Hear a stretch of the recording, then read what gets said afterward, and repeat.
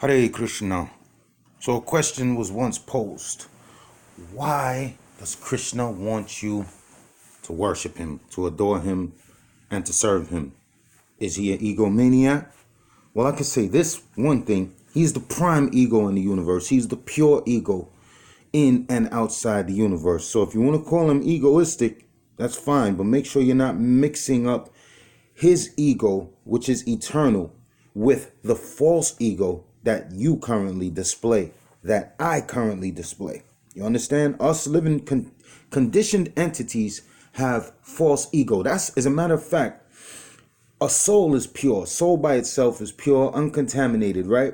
But the first material attribute that a soul takes on is a temporary false ego. And then after that, that false ego gets some intelligence and it gets a mind. So those are the three subtle elements that are separated from the soul. And then that mind, that intelligence, and that false ego then acquires 5 more elements, which is sky, air, earth, water, and fire. And that's the body that you recognize with. But Krishna, as the primal ego, the pure source of all ego is love.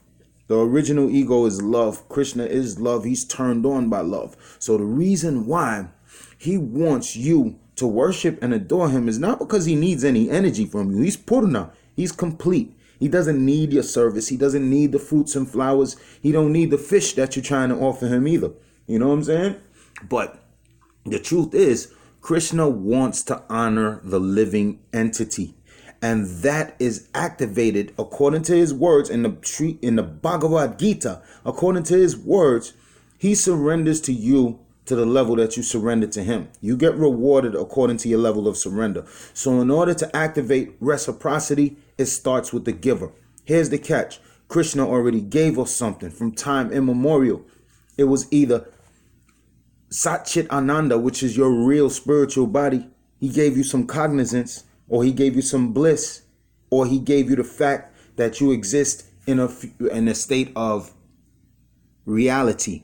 Okay, so once he already gave you those gifts, now it's time for you to reciprocate, which is why the wise people are very cautious and hesitant not to ask Krishna for anything. Because just like you ask Krishna for something, what if Krishna asked you for something? Do you think you could give what he asked for? It could be something simple. What if he asked you for something simple like a flower?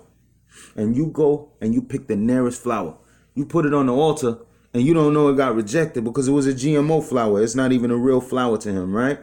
So the point is, let's just keep it pure. Let's keep everything in reciprocity. If you want something from Krishna, be prepared to give him something. And if you really, really want to get something from him, then give him something. Whether it's adoration or respect, worship, or simply repeating his words on the internet or to the people you meet. That's what I do. I can see that Krishna reciprocates with me instantly. Like for me, there's not a thing where I have to see God to believe in God.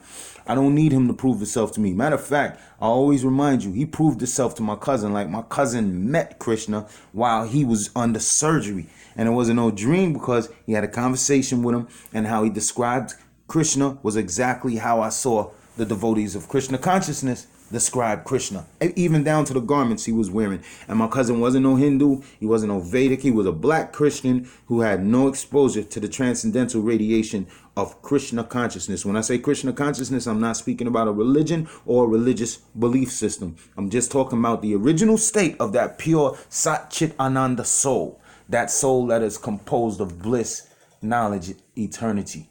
You know what I mean? That's what I'm talking about, Sat Chit Ananda. So listen, man, take it for what it's worth. Just try for yourself. Try to offer something to Krishna and see if he doesn't reciprocate. But again, don't come to him with a spirit where you want him to serve you. Come to him with a spirit that you want to serve him. You want to see what he wants. Just like when you care for somebody, you want to make sure they good. Yo, have you ate? Do you have money? Can you get to work? You got your Metro card? Do you have clean clothes? You know, are you sick? Are you healthy? We care for people. You know what I'm saying? We give them sentiments. We give them emotions. We give them gifts. Well, just try it with Krishna. Do it as an experiment. See what happens if you give Krishna something. Even in the Bible, it says, unto man, from man, charity is of the things that he owns. But from God, his charity is wisdom.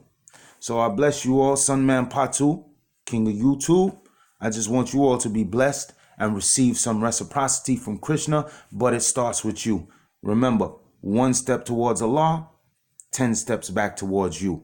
All you got to do is make the first move. Second move, like I said, Krishna already made his move. Hare Krishna, Krishna Krishna, Hare Hare, Hare Rama, Rama Rama, Hare Hare.